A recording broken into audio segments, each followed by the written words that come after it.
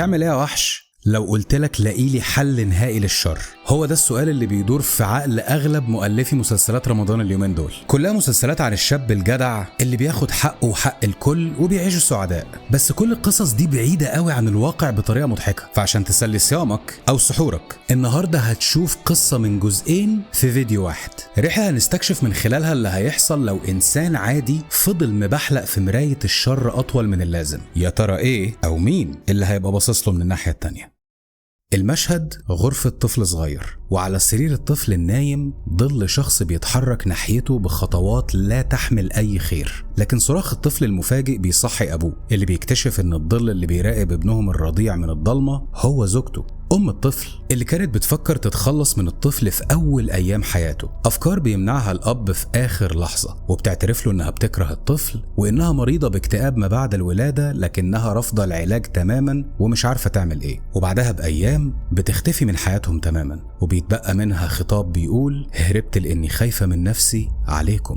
بالمشهد ده بتبدأ حياة شخص بيدور على معنى للعدالة في حياته كلها، لكن بيفشل كل مرة. شخص اسمه ماثيو جوناثان ميردوك، طفل اتولد في عالم متناقض من أول لحظة لأب ملاكم وأم شديدة التدين، وفي بيت مجبر فيه إنه ما يتعلمش أي حاجة من أبوه اللي رفض يعلمه حتى يدافع عن نفسه، وإصراره شبه الجنوني إن ابنه يكون دكتور أو حتى محامي ويبعد تماما عن مستنقع البقاء بقوة الدراع. بيكبر وحيد وضعيف، ما عندوش أصدقاء لأن كل اللي يعرفهم بيعايروه بإن أبوه بيخسر مباريات وبيرتب للعصابات المكاسب وبيرموله الفتات في الآخر. كراهيته للعالم اللي أبوه جزء منه بيزود هوسه بفكرة العدل. ليه ناس أرواحها ميتة بتكسب كل حاجة بيحلم بيها الفقير، بينما الفقير المستقيم في حياته بيخسر كل شيء حتى نفسه؟ التساؤل ده كان شاغل باله في يوم من الأيام في مراهقته، لحد ما بيشوف راجل عجوز أعمى بيعبر الشارع من غير ما يبص يمين وشمال.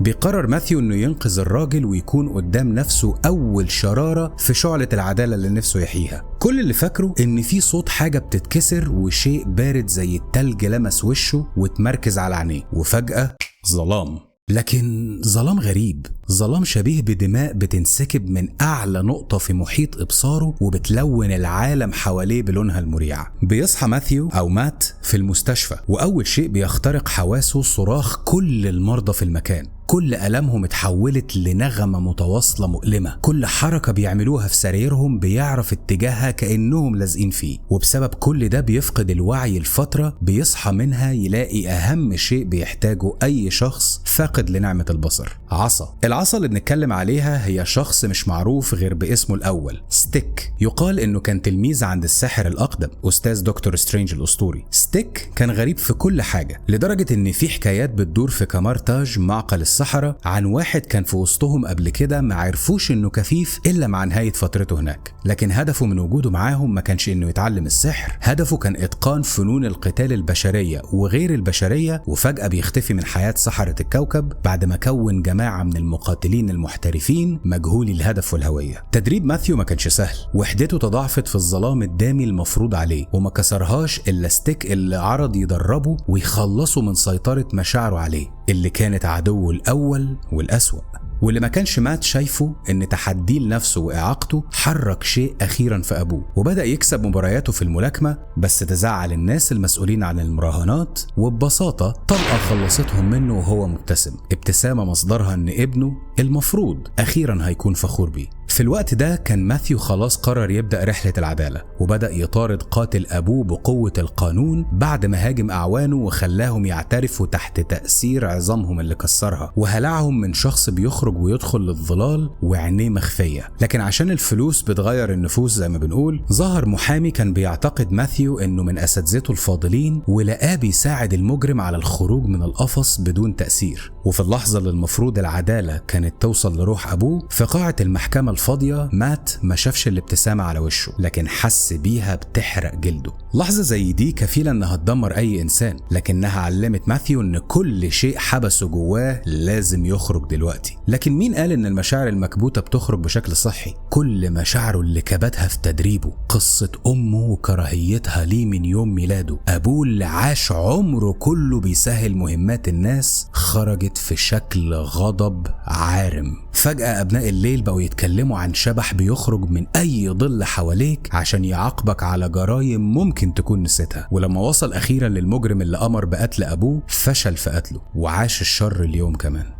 البطولة ما لقتش مات، هو اللي سعى ليها بنفسه بس بهدف تاني خالص. كان بيحاول يفهم ازاي كل الناس اللي بتطير وبتتحول لأشكال مختلفة وعندها قدرات خارقة قادرة تعيش حياة عادية. هو متخصص في تمثيل كل الأبطال بشكل قانوني. على مر السنين اشتغل مع ناس زي الفانتاستيك فور في تعاقداتهم مع الحكومة، وكابتن أمريكا لما كان متهم بالقتل في وقت من الأوقات، وكان برضو السبب في تبرئة إيدي بروك أو فينوم لما تم إعلانهم خطر على المجتمع. وده كان دوره وهو مات ميردوك المحامي الموهوب، لكن في الليل بيبقى اسمه دير ديفل. دير ديفل بيعمل شيء محدش غيره بيعمله، بيدور على أثر العدالة اللي بينفذها بإيديه، بيدور بنفسه على الأشرار اللي هزمهم عشان يتأكد إنهم مش هيرجعوا لطريقه تاني. لكن دايما التساؤل اللي قاله لنفسه وقلناه في بداية الحلقة لسه بيطارده، هو وجود الشر لحد دلوقتي معناه إني فشلت؟ ولأن السؤال ده سيطر عليه بدأ يتغير. ايده بدأت تتقل في القتال، الاشرار ما بيوصلوش لمرحلة التحقيق مع الشرطة لحد ما بيدخلوا السجن بعد معركة طويلة مع الحكومة. وهناك بيلاحظ الكل ان سلوكه اتغير، نسي الفرق ما بين مات ودير ديفل، وهنا بتخرج أسوأ مخاوفه عن السيطرة. اللي لا المسلسل ولا اي قصه ملحميه عن دير ديفل هتقوله لك هي ان ماثيو ميردوك لقى ان الحل الوحيد لمنع الشر ان هو نفسه يبقى الشيطان اللي بيتحكم في عالم الشر. لان بعد سنين من انكاره لشخصيته الحقيقيه بدا الطفل اللي جواه يلاحظ ان كل شيء عاش عشانه كان كذبه، مفيش عداله بس في قوه، في عنف، في سيطره تامه باي ثمن. ومع تدهور حالته العقليه لقى ان الحل الوحيد للتخلص من عدوه اللدود وسبب معاناته ويلسون فيسك انه ياخد مكانه، وبالفعل بيتخلص منه للابد وبيعلن نفسه شيطان مطبخ الجحيم The Devil of Hell's Kitchen. وكنوع من رد الجميل نيك فيوري بيحاول انه يخفي الفصل ده من حياة ماثيو، لكن في نفس الدرج المظلم وجنب ملف ماثيو بنشوف ملف تاني واحد بس محطوط جنبيه، ملف عليه بقايا دم وعلامة شبه الجمجمة. في يوم من الأيام بتسافر عائلة كاستليوني من معقل المافيا الأصلية جزيرة صقلية للولايات المتحدة عشان يحاولوا يعيشوا حياة هادية. عائلة صغيرة بس فخورة بابنهم الصغير لأنه عمره ما رجع وهدومه متوسخة ولا حتى مضروب من المتنمرين، وكمان اختار إنه يدرس العلوم الدينية وهو ما كملش 11 سنة، وخد قرار إنه يبقى رجل دين. لكن اللي ما كانوش يعرفوه إنه قبل ما يدخل الكنيسة كان شاف واحد من أصدقاء عائلتهم التابعين للمافيا بينهي حياة راجل وزوجته علشان يسرقهم، وزي اي طفل اتصدم وخاف من المنظر. لكن سهولة ارتكاب الراجل لجريمته علمه حاجة جديدة، ان الرد المنطقي على اي مشكلة هو بنفس الطريقة. فبيلاقي نفسه بيتسلل لبيت المجرم وبيغرقه بمادة حارقة وهو نايم، وبيرمي عليه عود كبريت، ورجع بيته بمنتهى الهدوء عشان يبلغ اهله بقراره اللي فرحهم. لكن من جواه كان بيحاول يلاقي مخرج لروحه من العنف اللي حصل وكان جزء منه.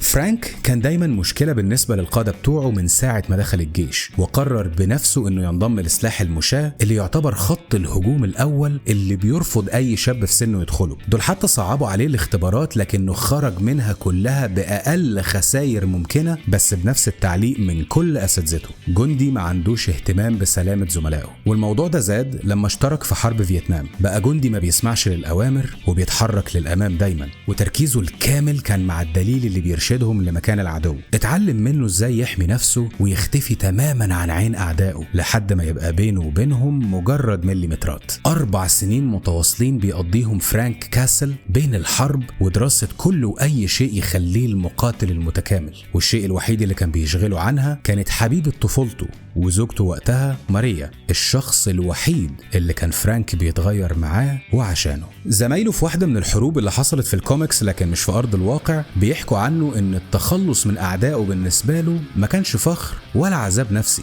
كان رد فعل منطقي بيحكي عنه كأنه بيديهم وصفة كيكة. وبصراحة نقدر نصدق الحكاية دي، خاصة وإن اللي حكوها من وحدته كانوا توني ستارك وريد ريتشاردز وبن جريم وجيمس رودز. لكن اللي محدش كان بيشوفه إن مع كل روح بيتخلص من شرها المشهد بيعيش جواه، وحاجة زي دي تسببت في تدمير علاقته بماريا وأولاده ليزا وفرانكي، لدرجة إنه كان بينام في خيمة بره البيت عشان كان عنده اعتقاد إن صوت صراخ اللي قتلهم في عقله هيصحي عيلته. لكن ماريا ما سابتهوش وفضلت جنبه لحد ما اتحسن ولقى شغل وقرب يرجع إنسان طبيعي تاني. لكن الشيطان اللي بتشوفه مرة واحدة وبتهرب بيفضل فاكرك. والشيطان في حياة فرانك كانت ست اسمها ماما جانوتشي، قائدة عيلة تابعة للمافيا، وتصادف انها حاكمة عالم الإجرام اللي منطقته تابعة ليه. وفي يوم وهو بيتمشى بيسمع صراخ من بيت جيرانه وبيروح يشوف ايه المشكلة، فبيلاقي أفراد عصابتها بيعذبوا جيرانه لأنهم كانوا هيشهدوا ضدهم في المحكمة. فبيخفي وشه بإقناع وبيدخل بهدوء يكسر أفراد العصابة واحد واحد،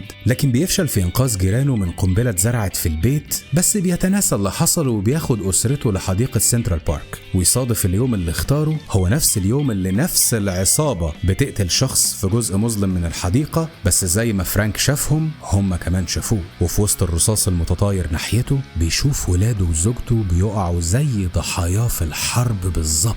وعلى الرغم من جروحه بيرفض العلاج وبيطلب من الشرطة انه يشهد ضد الجناه في المحكمة. غريبة على شخصيته مش كده؟ بس دي كانت محاولته الأخيرة انه يكون زي ما ماريا كانت بتحلم، يتصرف كإنسان عادي ومن غير عنف.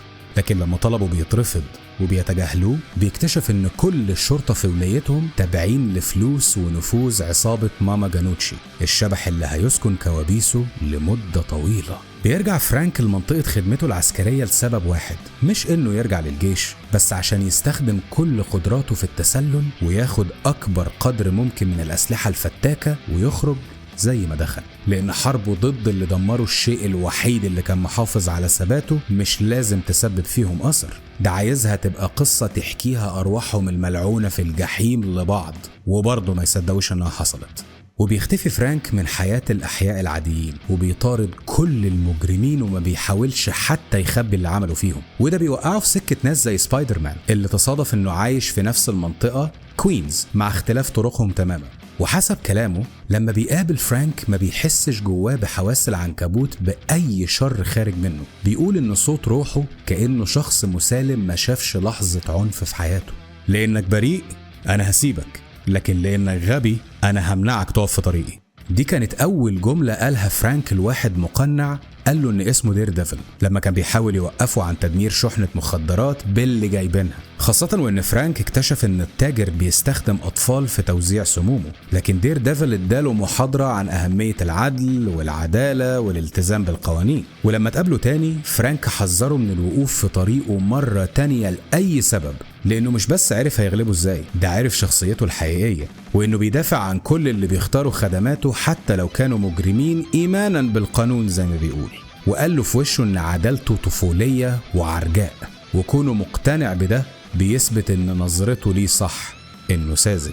علاقتهم بتسوء أكتر لما في مهمة بعدها دير ديفل بيضربه بالنار بس عشان يوقفه ويسلمه للشرطة، ومع ذلك بيقرر يدافع عنه في المحكمة. لكن بيقدم للمحكمة أوراق تطلب إنه يتعامل كشخص مريض نفسيا وبيعاني من الجنون التام. لكن فرانك الأول مرة بيظهر معدنه الحقيقي لما بيرفض يتقال عن الهدف اللي حياته كلها معمولة عشانه جنون.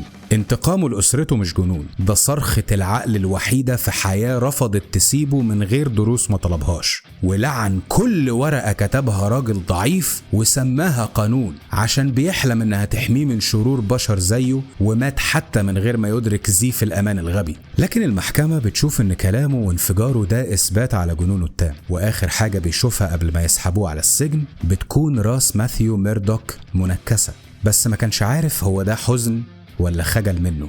لكن الأكيد إنه عرف إن كل واحد فيهم واقف على طرفين نفس العالم لكن شايفين حياتين مختلفين تمام الاختلاف. وقبل ما حياة فرانك بتنتهي بيقرر يعمل مهمة أخيرة، يطارد الشيطان اللي كان ساكن أفكاره من سنين وكل مرة يحاول يمسكه فيها بيفشل. فجأة بيظهر فرانك على باب بيت ماما جانوتشي وفي إيده راس أخطر القتلة المأجورين بتوعها. ولما رجالتها بيشوفوا المشهد ده بيجروا وهم بيقولوا انت ما عندكيش فلوس كفاية تقنعنا نحارب الشيء ده. وهنا فرانك بياخد انتقامه منها جزء جزء وببطء شديد جدا. في عز صدمتها انها شافته بينقض عليها وبيخلصها من اطرافها تماما، بس بيحافظ عليها حية وبيحرق البيت وهو لسه جواه معاها. كل ده من غير كلمة واحدة.